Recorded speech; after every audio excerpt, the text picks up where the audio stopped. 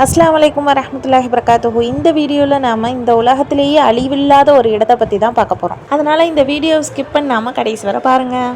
டூம்ஸ்டே Walt அப்படின்னு அழைக்கப்படக்கூடிய இந்த வால்ட் நார்வேயில் உள்ள ஸ்வெல்பர்ட் அப்படிங்கிற தீவில் அமைந்துள்ள குளோபல் வால்ட் ஆகும். இந்த வால்ட்டோட ஒரு தனித்துவமான சிறப்பு என்னவென்றால், உலகில் ஏற்படும் பேரிடர்களின் காரணமாகவோ அல்லது போர்களில் ஏற்படும் குண்டு வெடிப்புகளின் காரணமாகவோ இதை அழிக்க முடியாதாம். அந்த அளவிற்கு மிகவும் பாதுகாப்பாக வடிவமைக்கப்பட்டுள்ளதாம். குளோபல் சீட் வால்ட் மிகவும் பாதுகாப்பாக வடிவமைப்பதற்கு காரணம் என்னவென்றால், இதில் தங்கமோ வெள்ளியோ வைத்து பாதுகாப்பதற்கு அல்ல, மிகவும் விலை குறைந்த விதைகளை வைத்து பாதுகாப்பதற்காகவே. நார்வேயில் உள்ள ஸ்வெல்பர்ட் குளோபல் சீட் வால்ட்டில் உலகத்தில் இருக்கக்கூடிய எல்லா நாடுகளில் இருந்தும் 9,30,000க்கும் மேற்பட்ட விதைகளின் சாம்பிள்கள் காணப்படுகின்றன. இயற்கை பேரிடரால் அழிவுற்ற பிலிப்பைன்ஸ் மற்றும் போரினால் அழிவுற்ற சிரியா போன்ற நாடுகள் இவைகளில் இருந்தே விதைகளை பெற்றன.